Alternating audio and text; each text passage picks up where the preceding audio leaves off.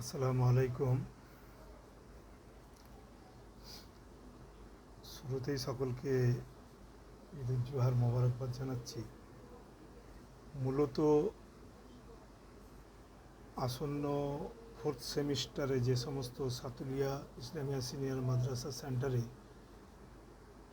Theology অনার্সে fourth সেমিস্টারের যে সমস্ত ছাত্রছাত্রী, তাদের উদ্দেশ্যেই এই ভিডিওটি। মূলত কয়েকদিন আগে একটি নোটিফিকেশান তোমাদেরকে সার্কুলেট করা হয়েছে, যে নোটিফিকেশানটা আলিয়া ইউনিভার্সিটির থিওলজি ডিপার্টমেন্ট থেকে জারি করা হয়েছে, মূলত প্রজেক্টের বিষয়ে। তোমরা সকলেই জানো যে ফোর্থ সেমিস্টারের ডিএসসি একটি পেপার রয়েছে প্রজেক্ট রাইটিং, যে প্রজেক্ট রাইটিংয়ে সিলেবাসের মধ্যেই উল্লেখ করা আছে যে প্রজেক্টের বিষয়বস্তু কী হবে।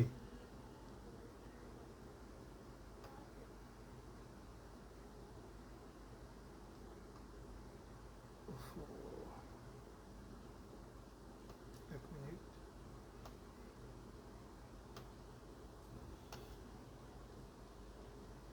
প্রজেক্টের বিষয়বস্তু কী থাকবে তা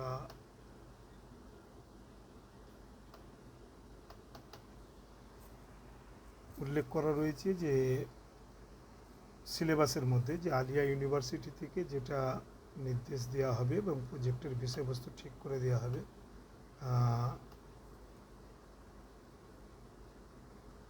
সেটাই মূলত তার উপরে ভিত্তি করেই আমাদেরকে প্রজেক্ট রাইটিং জমা দিতে হবে। প্রজেক্ট রাইটিংয়ের বিষয়ে তোমাদের পাঠ্যক্রমে লেখা ছিল যে topics of project will be assigned by the department and the same will be conducted under the supervision of faculty members of the department. Project will be done within the latest framework and norms of the project writing.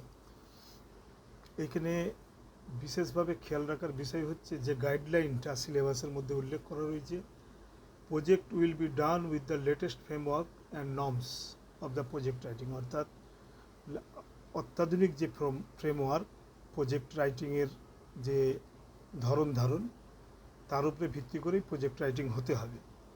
আবার একটি বিষয়, তোমাদেরকে যে নোটিফিকেশানটা দেওয়া হয়েছে,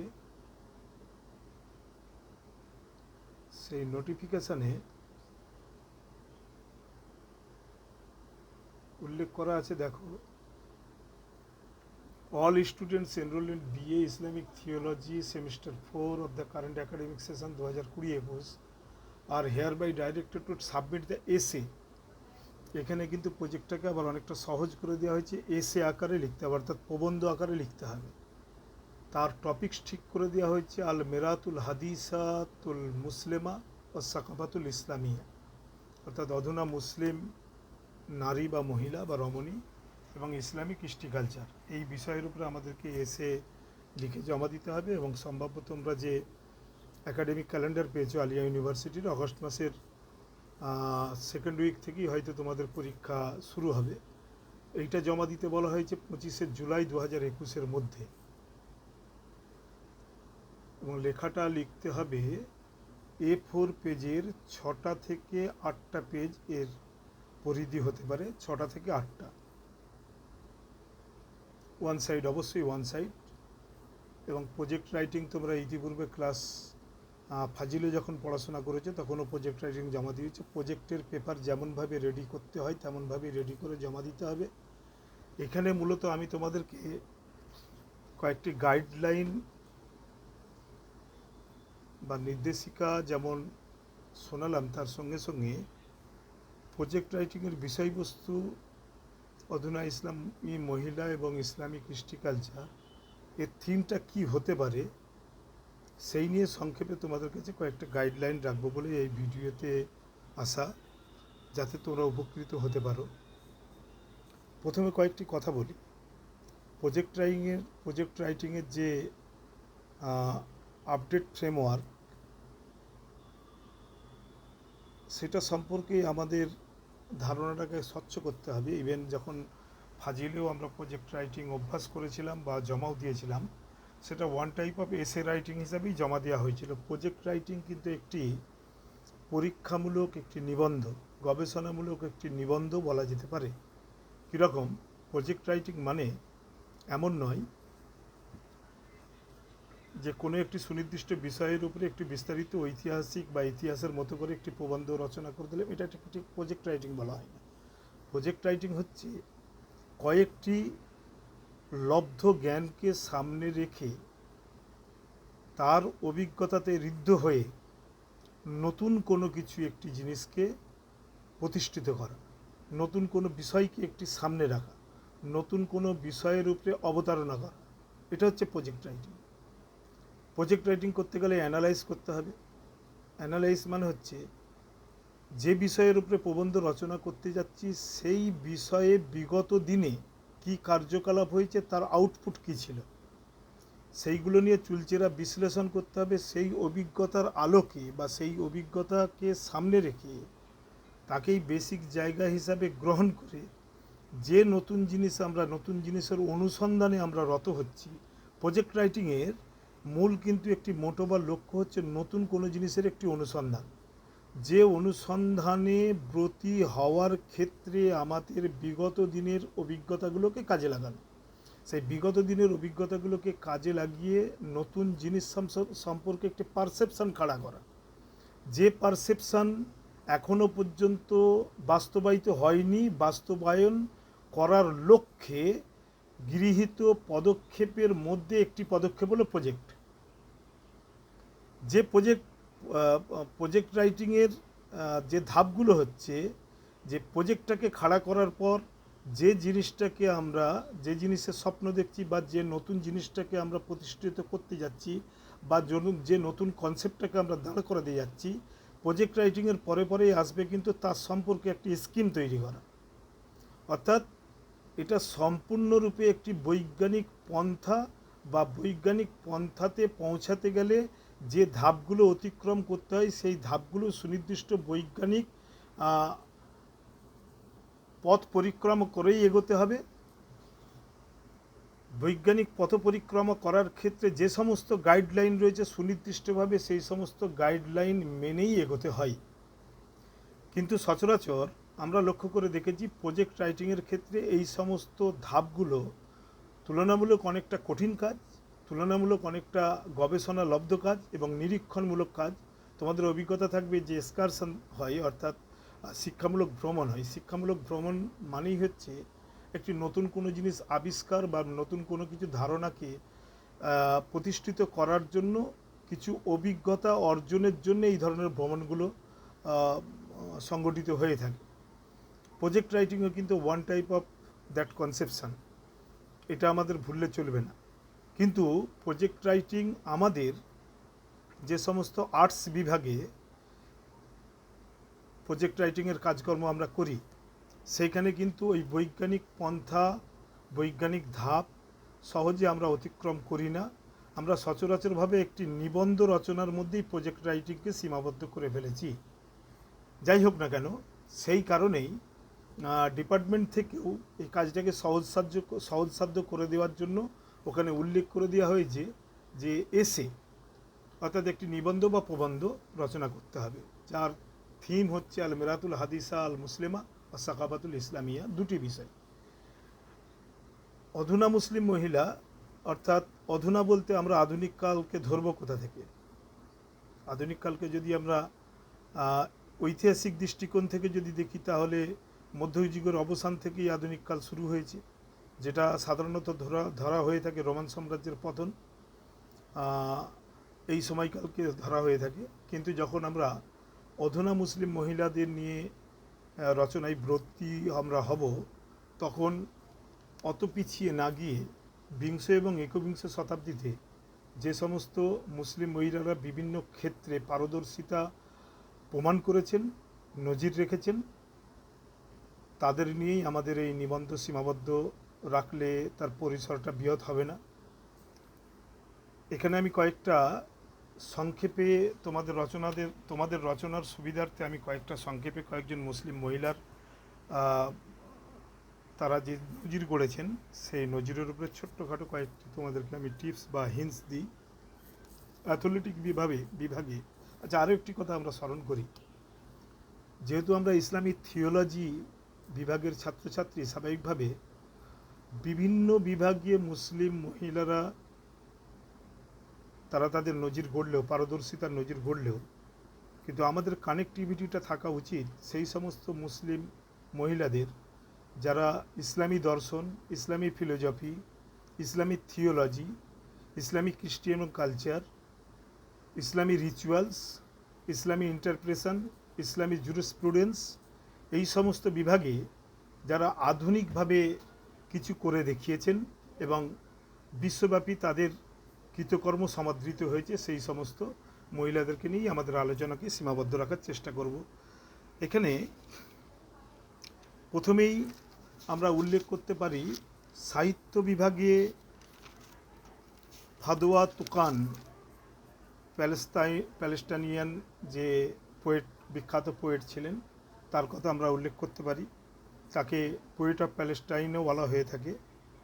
তার লেখনীর, কবিতার মূল প্রতিপাদ্য বিষয় ছিল ইসরায়েলের আগ্রাসন প্যালেস্টাইনের প্রতি।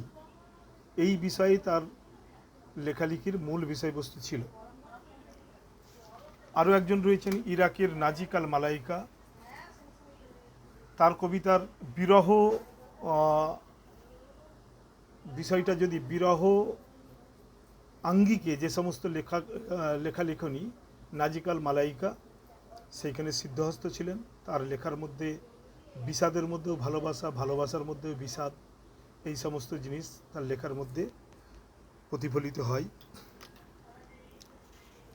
আমরা যদি লক্ষ্য করে দেখি, আরও বেশ কিছু মুসলিম রমণী, যেমন রিফাত হোসেন 1943 খ্রিস্টাব্দে জন্মেছেন, পাকিস্তানি আমেরিকান, বিশেষ করে আমেরিকান মহিলা।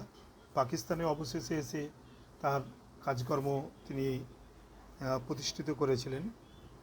তিনি একজন বিখ্যাত থিওলজিয়ান ছিলেন, ধর্মতত্ত্ববিদ ছিলেন, বিশেষ করে ইসলামের জুরিসপ্রুডেন্স এবং ইসলামের যে আদর্শ এবং ইসলামের যে আইন সংক্রান্ত যে সমস্ত বিষয়, সেই সমস্ত বিষয়ের উপরে তিনি আধুনিকভাবে আলোকপাত করেছেন। আরও এক ভদ্রমহিলা হলেন আসমা আফসার উদ্দিন, 1958 খ্রিস্টাব্দ জন্মগ্রহণ করেছিলেন। ইনি আমেরিকান একজন ইসলামিক স্কলার এবং প্রফেসরও ছিলেন। অ্যারাবিক এবং ইসলামিক স্টাডিজের উপরে অ্যাসোসিয়েট প্রফেসর ছিলেন।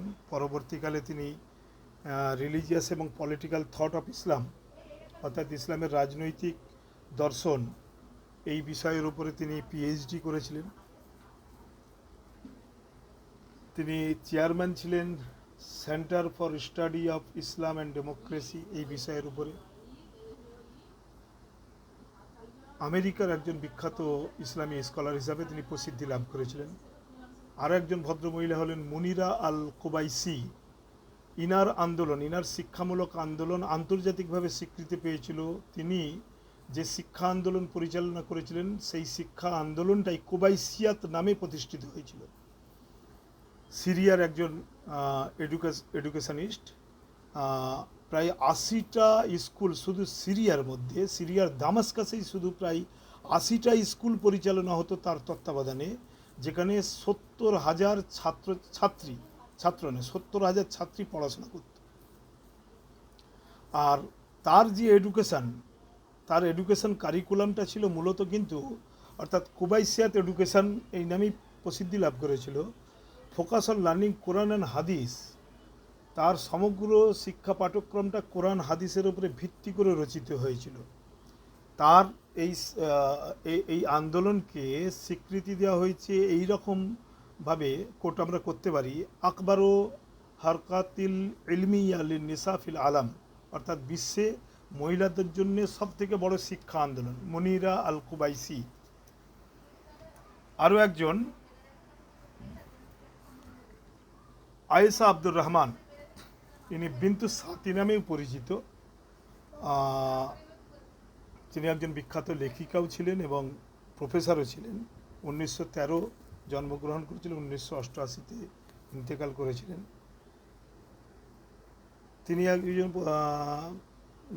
তিনি তার কর্মজীবন শুরু করেছিলেন ইন্সপেক্টর হিসাবে, অর্থাৎ শিক্ষা নিরীক্ষক বা শিক্ষার তত্ত্বাবধায়ক হিসাবে ইজিপ্টিয়ান মিনিস্ট্রি অফ এডুকেশনের আন্ডারে পরবর্তীকালে তিনি আইনে শামস ইউনিভার্সিটিতে প্রফেসর হিসাবে নিযুক্ত হন।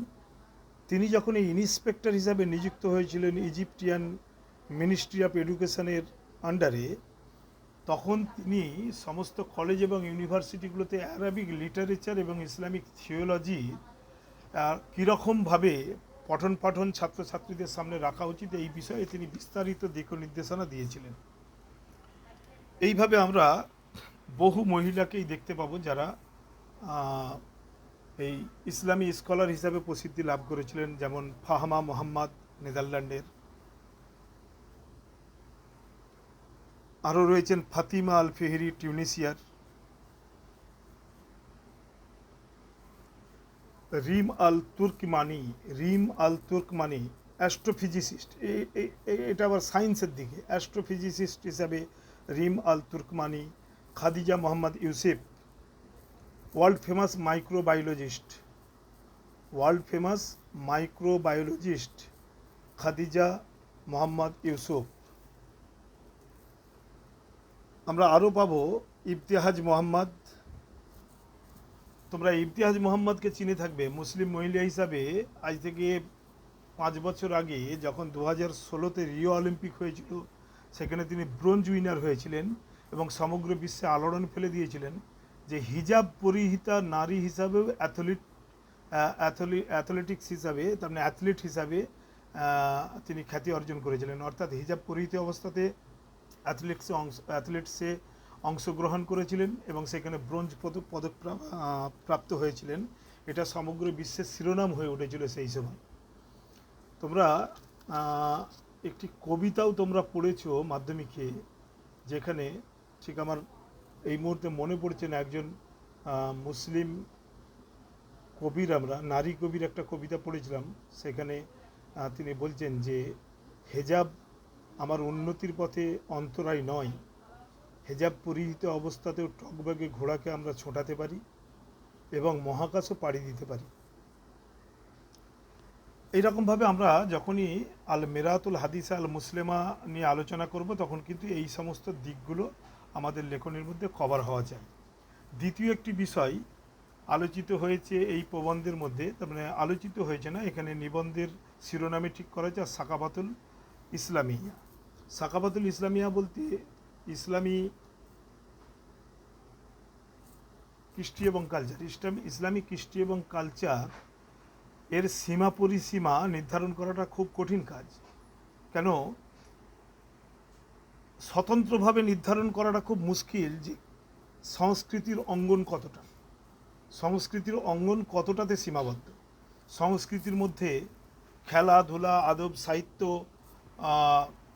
সামাজিক ব্যবহার, সামাজিক রীতিপালন, আচার অনাচার, ইভেন অর্থনীতি, সমাজনীতি, সমস্ত কিছুই যা মানুষকে প্রভাবিত করে, সমকালীন মানুষকে যা প্রভাবিত করে এবং যার প্রভাবের ফলে সমাজ মানুষের আচরণ, সমাজ মানুষের মোটিভ, প্রবণতা ঠিক হয়, নির্ধারিত হয়, সবগুলোকে যদি আমরা সমবেত করি, সবটাকে মিলিয়ে আমরা সংস্কৃতি বলতে পারি। একটা হলিস্টিক অ্যাপ্রোচ আর কি।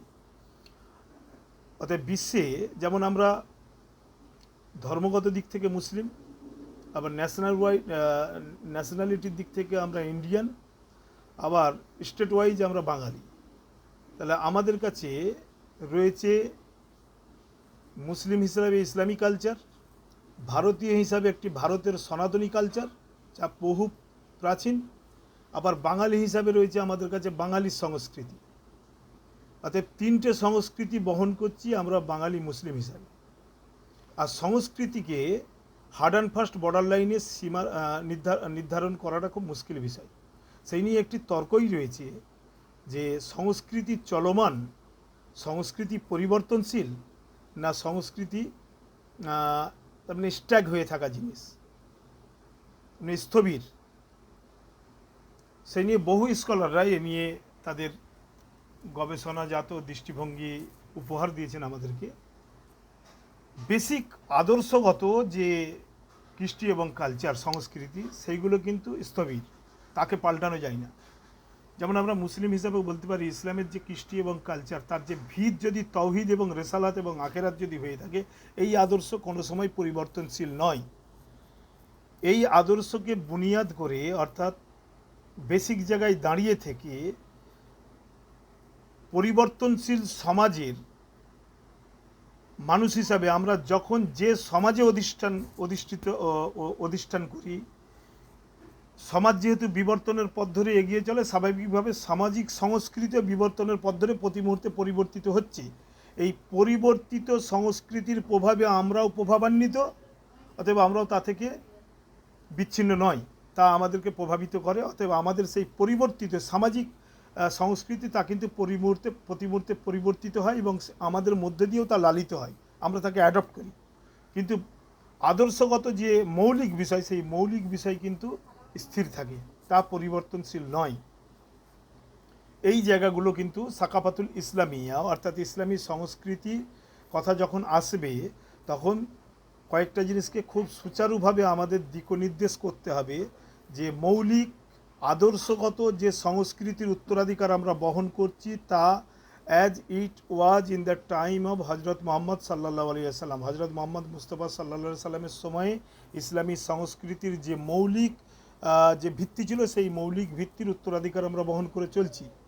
আবার যুগে যুগে 1400 বছর ধরে ইসলামী বিশ্বের চলমান সামাজিক যে সংস্কৃতি পরিবর্তিত হয়েছে, শিক্ষার দিক থেকে, রিচুয়ালসের দিক থেকে, সমাজের দিক থেকে, সাহিত্যের দিক থেকে, শিক্ষা আন্দোলনের ক্ষেত্রে, বৈষয়িক ক্ষেত্রে, বিভিন্ন শিক্ষার বিভিন্ন দিক এবং বিভাগের ক্ষেত্রে যে পরিবর্তন হয়েছে, সেই পরিবর্তনের উত্তরাধিকার আমরা বহন করছি। সেইখানে যদি আমরা 1400 বছর আগের পুরনো সংস্কৃতিকেই আঁকড়ে ধরে থাকি, তাহলে কিন্তু আমরা পিছিয়ে পড়ব। অতএব আমাদেরকেও এগিয়ে চলতে হবে সমাজের গতিধারার সঙ্গে সমন্বয় রেখে। সমাজের গতিধারার সঙ্গে সমন্বয় রেখে যদি আমাদেরকে এগিয়ে যেতে হয়, তাহলে পরিবর্তিত যে সামাজিক সংস্কৃতি, সেই পরিবর্তিত সংস্কৃতিকেও গ্রহণ করতে হবে, কিন্তু মৌলিক আদর্শগত যে সংস্কৃতি, তার উপরে ভিতটা ঠিক রেখেই এই সমস্ত জিনিসগুলোকে আলোচনার মধ্যে আমাদেরকে নিয়ে আসতে হবে।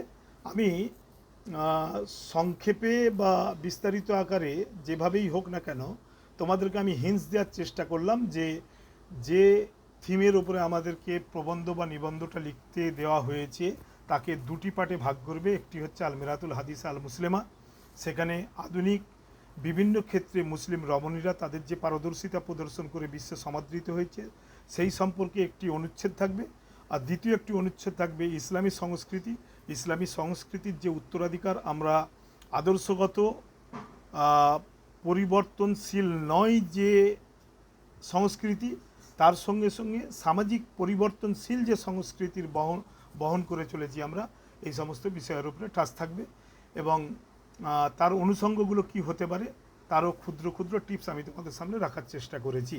আশা করি এইগুলোকে নিয়ে যদি তোমরা একটু বিভিন্ন বইপত্র, নেট, গুগলে সার্চ করো, বিভিন্ন নিবন্ধ, প্রবন্ধ তোমরা পাবে, সেখানে বাংলাতেও তোমরা সার্চ করবে, সবগুলোকে নিয়ে একটু স্টাডি করে যদি লিখো, আশা করা যায় এই বিষয়ের উপরে সুন্দর একটি নিবন্ধ আমরা যখন জমা দেব, তা আমরা জমা দিতে সক্ষম হব। আশা করি এই ক্ষুদ্র আলোচনা তোমাদের কিছুটা হলেও পাথেয় হবে, পরিপূর্ণ না হলেও। তোমাদের এই প্রজেক্ট রাইটিং সর্বাঙ্গ সুন্দর হোক, এই শুভকামনা রেখে আমি আমার যে প্রয়োজনে আজকের এই ভিডিও অবতারণা, আশা করি কিছুটা প্রয়োজন হয়তো মেটাতে পারবো। সকলেই ভালো থাকো, সুস্থ থাকো। আসসালামু আলাইকুম রহমতুল্লাহি ওয়া বারাকাতুহু।